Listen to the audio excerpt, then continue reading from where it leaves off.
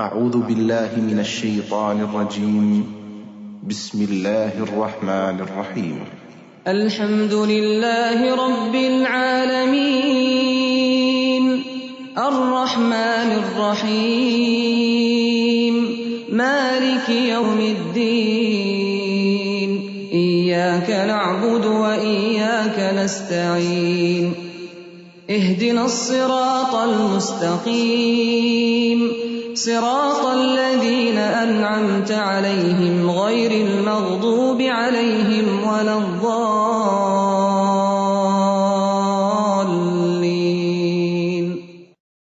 السلام علیکم ورحمۃ اللہ وبرکاتہ. نحمده ونصلي على رسوله الكريم اما بعد فاعوذ باللہ من الشیطان الرجیم. بسم اللہ الرحمن الرحیم. رب اشرح لي صدری ويسر لي امری واحلل عقدۃ من لسانی یفقہوا قولی. ہماری آج کی گفتگو کا موضوع ہے اعتکاف. اعتکاف کا لفظ آپ کے لیے کچھ نیا لفظ نہیں. رمضان کا نام آتے ہی اعتکاف کا خیال بھی آتا ہے، اور خاص طور پر جب رمضان کا دوسرا عشرہ اپنے اختتام کو پہنچتا ہے تو بہت دفعہ آپ اعتکاف کا لفظ سنتے ہیں. اعتکاف کیا چیز ہے؟ اعتکاف کا کیا معنی ہے؟ اعتکاف عربی زبان کا لفظ ہے، عین کاف فے سے بنا ہے. اس کا لفظی معنی ہوتا ہے ٹھہر جانا، جم جانا، اور پھر یہ جم کر ایک جگہ رک کر عبادت کرنے کے لیے استعمال ہوتا ہے. اسلام کی اصطلاح میں اعتکاف اس کو کہتے ہیں کہ نیت کر کے مسجد میں رہے انسان، اور سوائے ضروری حاجات کے جو مسجد میں پوری نہ ہو سکتی ہوں مسجد سے باہر نہ جائے. قرآن پاک میں اللہ سبحانہ وتعالیٰ فرماتے ہیں وَأَنْتُمْ عَاكِفُونَ فِي الْمَسَاجِدِ. تو گویا یہ مسنون عبادت دراصل مسجد میں ہوتی ہے. اعتکاف ایک ایسی عبادت ہے جس کا بہت اجر و ثواب ہے. عن ابن عباس ان رسول اللہ صلی اللہ علیہ وسلم قال قال فی المعتکف هو يعتکف الذنوب ويجرى له من الحسنات كعامل الحسنات كلها. حضرت عبداللہ بن عباس بیان کرتے ہیں کہ نبی صلی اللہ علیہ وسلم نے اعتکاف کرنے والے کے بارے میں فرمایا، اعتکاف کرنے والا چونکہ گناہوں سے رکا رہتا ہے اس لیے اس کے حق میں وہ تمام نیکیاں لکھی جاتی ہیں جو اس شخص کے حق میں لکھی جاتی ہیں جو تمام نیکیوں پر عمل پیرا ہو. عام حالات میں ہر طرح کی نیکی کرنا ایک مشکل کام ہے، لیکن جو شخص نیکی کی نیت اور غرض سے اپنے آپ کو کچھ دن کے لیے محض نیک کام کے لیے پابند کر لیتا ہے اس شخص کو بے پناہ اجر و ثواب ملتا ہے. اعتکاف کے بارے میں قرآن پاک میں سورۃ البقرہ میں آیت نمبر 187 میں آتا ہے وَلَا تُبَاشِرُوهُنَّ وَأَنْتُمْ عَاكِفُونَ فِي الْمَسَاجِدِ تِلْكَ حُدُودُ اللَّهِ فَلَا تَقْرَبُوهَا كَذَلِكَ يُبَيِّنُ اللَّهُ آيَاتِهِ لِلنَّاسِ لَعَلَّهُمْ يَتَّقُونَ. اور جب تم مسجدوں میں حالت اعتکاف میں ہو تو بیویوں سے مباشرت نہ کرو، یہ اللہ کی باندھی ہوئی حدیں ہیں، ان کے قریب نہ پھٹکنا. اس طرح اللہ اپنے احکام لوگوں کے لیے بصراحت بیان کرتا ہے، توقع ہے کہ وہ غلط رویے سے بچیں گے. اس آیت سے یہ بات پتہ چلتی ہے کہ اعتکاف مساجد میں ہوتا ہے. اگرچہ اعتکاف رمضان کے علاوہ بھی ہوتا ہے، لیکن رمضان میں چونکہ ہر نیکی کا اجر زیادہ ہو جاتا ہے، اور ویسے بھی رمضان میں اعتکاف فرض کفایہ کی حیثیت رکھتا ہے، اس لیے عموماً اعتکاف رمضان میں ہی کیا جاتا ہے. اعتکاف ایک دن کا بھی ہو سکتا ہے اور زیادہ کا بھی. نبی صلی اللہ علیہ وسلم عموماً آخری عشرے میں اعتکاف فرمایا کرتے تھے. آپ کے اس طرز عمل کے بارے میں حضرت ابو ہریرہ رضی اللہ تعالی عنہ بیان کرتے ہیں کہ نبی اکرم صلی اللہ علیہ وسلم کے سامنے ہر سال ایک بار قرآن پڑھا جاتا. جس سال آپ نے وفات پائی اس سال آپ کے سامنے 2 بار قرآن مجید ختم کیا گیا اسی طرح ہر سال آپ 10 دن اعتکاف فرماتے، لیکن جس سال آپ نے وفات پائی 20 دن کا اعتکاف فرمایا۔ حضرت عائشہ سے روایت ہے نبی صلی اللہ علیہ وسلم رمضان مبارک کا آخری عشرہ اعتکاف فرمایا کرتے تھے، یہاں تک کہ آپ نے وفات پائی۔ آپ کے بعد آپ کی ازواج مطہرات نے بھی اعتکاف کیا۔ اس سے پتہ چلتا ہے کہ یہ عبادت مردوں کے علاوہ خواتین بھی کر سکتی ہیں۔ حضرت عبداللہ بن عمر بیان کرتے ہیں کہ نبی صلی اللہ علیہ وسلم جب اعتکاف کا ارادہ فرماتے تو توبہ والے ستون کے ساتھ یا تو آپ کے لیے بستر بچھا دیا جاتا یا آپ کی چارپائی بچھا دی جاتی۔ توبہ والا ستون وہ خاص ستون ہے جس کے ساتھ کچھ لوگوں نے اپنے آپ کو باندھ لیا تھا، اس غرض سے کہ ان کی ایک کوتاہی پر جب تک اللہ تعالیٰ معاف نہیں فرمائیں گے وہ اپنے آپ کو وہاں سے الگ نہیں کریں گے۔ اس حدیث سے یہ بات بھی پتہ چلتی ہے کہ آپ صلی اللہ علیہ وسلم نے اعتکاف کی حالت میں چارپائی کا استعمال بھی کیا۔ حضرت عائشہ رضی اللہ تعالیٰ عنہ فرماتی ہے کہ اعتکاف کرنے والوں کے لیے اعتکاف کے معاملے میں سنت یہ ہے کہ وہ نہ مریض کی عیادت کرے، نہ جنازے میں جائے، نہ عورت کو ہاتھ لگائے، نہ اس سے مباشرت کرے، نہ کسی حاجت کے لیے مسجد سے نکلے، بجز اس حالت کے کہ جس کے لیے مسجد سے نکلنے کے سوا کوئی چارہ نہ ہو، اور اعتکاف روزے کے بغیر نہیں ہوتا۔ اگرچہ اعتکاف کے لیے ہر شخص اپنی مرضی کے مطابق اپنا ایک ٹائم ٹیبل بنا سکتا ہے، لیکن سہولت کے لیے یہاں پر چند ایسی باتوں کا ذکر کیا گیا ہے جو اعتکاف کرنے والوں کے لیے مفید ہو سکتی ہیں، کیونکہ کوئی بھی کام اگر پلاننگ کے ساتھ کیا جائے، اچھے طریقے سے کیا جائے، تو اس کا اجر و ثواب بھی کئی گنا بڑھ جاتا ہے اور انسان کا وقت بھی زیادہ بہتر طور پر استعمال ہوتا ہے۔ نمونے کا ایک ٹائم ٹیبل حاضر خدمت ہے۔ مثلا دن کا آغاز صبح اٹھنے سے ہوتا ہے۔ اعتکاف میں اگر آپ رات کے تیسرے پہر اٹھ جائیں اور اللہ پاک کے حضور مناجات کریں، دعائیں مانگیں، ذکر اذکار کریں، نوافل پڑھیں، تو وہ وقت عبادت کے لیے نہایت بہترین ہے۔ حضرت ابو ہریرہ رضی اللہ تعالی عنہ سے روایت ہے کہ رسول اللہ صلی اللہ علیہ وسلم نے فرمایا، ہمارا رب جب آخر تہائی حصہ رات کا باقی رہ جاتا ہے تو آسمان دنیا پر اترتا ہے اور فرماتا ہے، کون مجھ سے دعا کرتا ہے کہ میں اس کی دعا قبول کروں؟ کون مجھ سے کچھ مانگتا ہے کہ میں اس کو دوں؟ کون مجھ سے گناہوں کی معافی چاہتا ہے کہ میں اس کے گناہ معاف کر دوں؟ اور ویسے بھی صبح کے اوقات میں سحری کے وقت استغفار اللہ کے مقرب بندوں کا شیوا ہے۔ اللہ سبحانہ وتعالی فرماتے ہیں اپنے نیک بندوں کے بارے میں کہ وَبِالْأَسْحَارِ هُمْ يَسْتَغْفِرُونَ، سحری کی گھڑیوں میں وہ استغفار کرتے ہیں، اس لیے اس وقت ذکر میں بہترین وظیفہ استغفار کا ہو سکتا ہے۔ ذکر و اذکار کے بعد سحری کے وقت آپ سحری بھی کھا سکتے ہیں۔ اعتکاف میں کھانے پینے کی کوئی ممانعت نہیں۔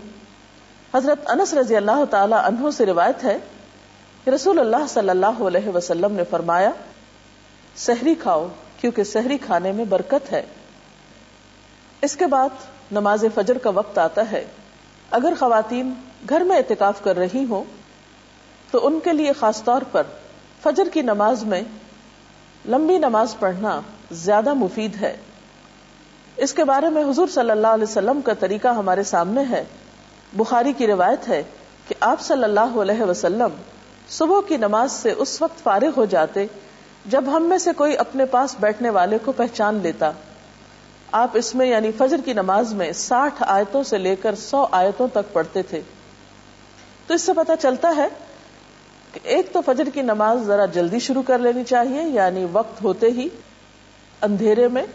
دوسرے یہ کہ وہ تمام نمازوں سے زیادہ لمبی نماز ہونی چاہیے جس میں 60 سے 100 آیات تک پڑھی جائیں اگر زبانی یاد ہو، اور اس کے لیے ظاہر ہے کہ پھر زبانی قرآن پاک یاد کرنے کی بھی کوشش کرنی چاہیے، تبھی اس سنت پر عمل ہو سکتا ہے۔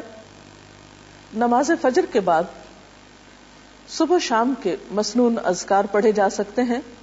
قرآن پاک میں اللہ سبحانہ وتعالی فرماتے ہیں، یا ایھا الذین آمنوا اذکروا اللہ ذکرا کثیرا وسبحوہ بکرۃ واصیلا۔ اے لوگو جو ایمان لائے ہو، اللہ کو کثرت سے یاد کرو اور صبح و شام اس کی تسبیح کرتے رہو۔ نبی اکرم صلی اللہ علیہ وسلم نے بھی فرمایا کہ مجھے ایسے لوگوں کے ساتھ بیٹھنا حضرت اسماعیل علیہ السلام کی اولاد میں سے 4 غلاموں کو آزاد کرنے سے زیادہ پسند ہے، جو نماز فجر سے طلوع آفتاب تک اللہ کا ذکر کرتے ہیں۔ تو اس سے پتہ چلتا ہے کہ یہ وقت ذکر کے لیے بہت بہترین ہے، اور ایسے لوگوں کے ساتھ بیٹھنے کو جو اس وقت ذکر کر رہے ہوں اللہ کے رسول صلی اللہ علیہ وسلم نے پسند فرمایا ہے، اور جس کی محفل میں اللہ کے رسول صلی اللہ علیہ وسلم بیٹھنا پسند کرے، پھر اس کی شان کیا ہو سکتی ہے؟ اس سے بڑھ کر اس کے لیے اعزاز کیا ہو سکتا ہے؟ ان اذکار کے علاوہ اس وقت آپ قرآن پاک کی تلاوت کر سکتے ہیں، کیونکہ قرآن پاک کی تلاوت کے لیے بھی یہ وقت بہت موزوں ہے۔ سورۃ بنی اسرائیل میں اللہ تعالیٰ فرماتے ہیں ان قرآن الفجر کان مشہودا، بے شک صبح کا قرآن حاضر کیا جاتا ہے، یعنی اس وقت فرشتے حاضر ہوتے ہیں۔ پھر اسی طرح اگر آپ اپنے اعتکاف ہی کی جگہ پر نماز، ذکر، تلاوت کے بعد سورج طلوع ہونے کا انتظار کریں، ذکر میں مشغول رہیں حتیٰ کہ نماز اشراق کا وقت ہو جائے، تو اس کو بھی ساتھ ہی ادا کر لیں۔ حضرت انس رضی اللہ تعالی عنہ سے روایت ہے کہ رسول اللہ صلی اللہ علیہ وسلم نے فرمایا، جس آدمی نے فجر کی نماز جماعت سے پڑھی، پھر سورج طلوع ہونے تک بیٹھ کر اللہ کا ذکر کرتا رہا اور 2 رکعت نماز ادا کی، یعنی اشراق کی نماز، اسے ایک حج اور ایک عمرے کا ثواب ملے گا۔ راوی نے کہا کہ رسول اللہ صلی اللہ علیہ وسلم نے فرمایا، پورے ایک حج اور ایک عمرہ کا ثواب، یعنی بہت ہی اجر و ثواب ہے اس وقت کی عبادت کا۔ اشراق کے نوافل کے بعد اگر آپ اپنے اعتکافی کی جگہ پر بیٹھ کر مزید کچھ قرآن پاک وغیرہ پڑھنا چاہیں تو ایسا بھی آپ کر سکتے ہیں، اور پھر مزید نوافل بھی پڑھ سکتے ہیں، کیونکہ حضور صلی اللہ علیہ وسلم نے فرمایا، اللہ تعالیٰ ارشاد فرماتا ہے، اے آدم کے بیٹے، دن کے شروع میں میرے لیے 4 رکعت نماز ادا کر، میں تیرے سارے کاموں کے لیے کافی ہو جاؤں گا۔ اس نماز کو چاشت کی نماز کہا جاتا ہے۔ اگر کچھ سستی یا تھکاوٹ محسوس ہو رہی ہو تو بہتر ہے کچھ دیر اب آپ آرام کر لیں۔ آپ لیٹ کر بھی ذکر اذکار کر سکتے ہیں، تھوڑی دیر کے لیے سو بھی سکتے ہیں، لیکن اگر آپ اپنی طبیعت اچھی پاتے ہوں تو بہتر ہے کہ اب آپ کچھ وقت مطالعے کے لیے نکالیں۔ دینی کتابوں کا مطالعہ، قرآن پاک کی تفسیر پڑھنا، اور اگر آپ پڑھ نہ سکتے ہوں تو کیسٹ لگا کر سننا، اور دینی کتب کو جو آپ کے روزمرہ کی دینی مسائل سے متعلق ہوں یا اخلاق اور کردار کو سنوارنے والی ہوں، ان کو آپ اپنے زیر مطالعہ رکھ سکتے ہیں، کیونکہ طلب العلم فریضۃ علی کل مسلم، علم کا حاصل کرنا، طلب کرنا ہر مسلمان پر فرض ہے، اور ویسے بھی علم کے سیکھنے اور سکھانے والے اللہ تعالیٰ کے محبوب بندے ہیں۔ پھر اس کے بعد ظہر کی نماز طویل ادا کریں، نوافل بھی پڑھ سکتے ہیں مزید، پھر تھوڑا سا قیلولہ آپ کر سکتے ہیں، کیونکہ اس سے آپ کو تہجد کے وقت اٹھنے میں، رات کو جاگنے میں سہولت ہو سکتی ہے۔ نماز ظہر کے بعد، قیلولہ کے بعد آپ کچھ وقت قرآن پاک کی کچھ سورتوں کو حفظ کرنے کے لیے، اور اگر آپ حافظ قرآن ہیں اللہ کے فضل سے تو اپنے دہرائی کے لیے اس وقت کو استعمال کر سکتے ہیں، کیونکہ قرآن پاک اگر دہرایا نہ جائے تو انسان کو بھول جاتا ہے۔ عصر کی نماز بھی اسی طرح خوب اچھی طرح ادا کریں، طہارت وغیرہ کا اچھا اہتمام کریں، اور عصر کی نماز کو تاخیر سے نہیں پڑھیں، کیونکہ آپ صلی اللہ علیہ وسلم نے دھوپ کے پیلا پڑنے پر عصر کی نماز پڑھنے والے کو منافق قرار دیا ہے، اور قرآن پاک میں بھی اس نماز کی حفاظت کی بہت تاکید آئی ہے، حافظوا علی الصلوات والصلاة الوسطى وقوموا للہ قانتین، اپنی نمازوں کی حفاظت کرو، خصوصاً درمیانی نماز کی، اور اللہ کے آگے اس طرح کھڑے ہو جاؤ جیسے فرما بردار غلام کھڑے ہوتے ہیں۔ عصر سے لے کر مغرب تک کا وقت، اس میں آپ تسبیحات کر سکتے ہیں، اور اس وقت بھی ذکر کرنا نہایت پسندیدہ ہے. آپ نے فرمایا مجھے ایسے لوگوں کے ساتھ بیٹھنا حضرت اسماعیل علیہ السلام کی اولاد میں سے 4 غلاموں کو آزاد کرنے سے زیادہ پسند ہے جو نماز عصر سے غروب آفتاب تک اللہ کا ذکر کریں. اس وقت بھی آپ صبح شام کی دعائیں پڑھ سکتے ہیں. اس کے علاوہ کچھ اور تسبیحات مثلا سبحان اللہ و بحمدہ سبحان اللہ العظیم، استغفر اللہ ربی من کل ذنب و اتوب الیہ، اللہم صل وسلم علی نبینا محمد، لا حول ولا قوة الا باللہ العلی العظیم، لا الہ الا انت سبحانک انی کنت من الظالمین، یا حی یا قیوم برحمتک استغیث. یہ ذکر کے کچھ مخصوص کلمات ہیں. اپنی سہولت کے مطابق آپ جس کی چاہیں جتنی مرتبہ چاہیں تسبیح کر سکتے ہیں. اس کے بعد افطار کا وقت قریب ہوگا، پھر دعائیں خوب مانگیں کیونکہ افطاری کے وقت دعائیں قبول ہوتی ہیں.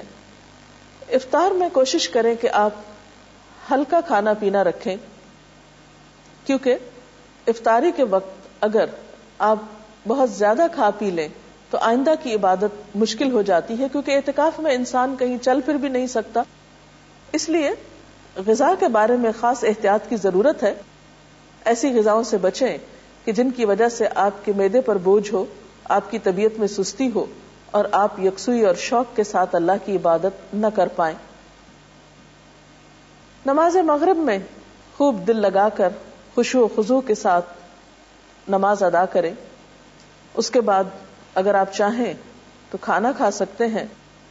کھانے کے بعد نماز عشاء سے پہلے اگر آپ وقت مقرر کر لیں کہ کچھ دعائیں جو آپ صلی اللہ علیہ وسلم مختلف مواقع کی مناسبت سے پڑھتے تھے ان کو یاد کر لیں تو یہ بھی ایک اچھی کوشش ہوگی. مثلا گھر سے نکلتے وقت کی دعا، گھر میں داخل ہوتے وقت کی دعا، سواری پہ بیٹھتے وقت کی دعا، اسی طرح آئینہ دیکھنے کی دعا وغیرہ وغیرہ. صبح شام کے بہت سے ایسے اذکار موجود ہیں کہ جنہیں آپ اپنی عادت بنانے کے لیے زبانی یاد کر سکتے ہیں اور جس سے آپ کی زندگی برکتوں سے مالا مال ہو سکتی ہے.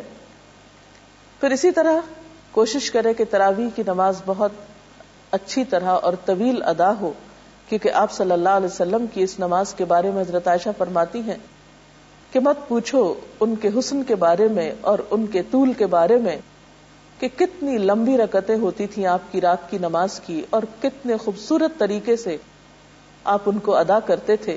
صرف تعداد پوری کرنے، گنتی پوری کرنے کی کوشش نہ کریں بلکہ آپ صلی اللہ علیہ وسلم کی سنت پر عمل کرتے ہوئے طویل قیام، طویل رکوع اور طویل سجدوں کی بھی کوشش کریں.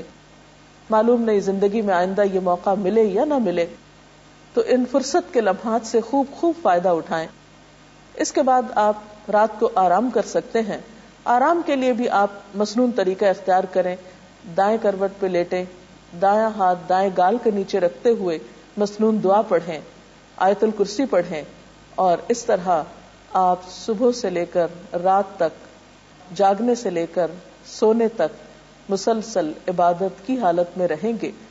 اگر آپ ایک ٹائم ٹیبل کی اس کی یا اس کے علاوہ اپنی ضرورت کے مطابق ایک پابندی کریں گے تو انشاءاللہ اپنے اوقات سے بہتر فائدہ اٹھا سکیں گے. اللہ تعالی ہم سب کو نیکی کی توفیق بھی دے اور ان اوقات اور لمحات کو بہترین طریقے سے صرف کرنے کی اجازت چاہتے ہیں. اللہ حافظ.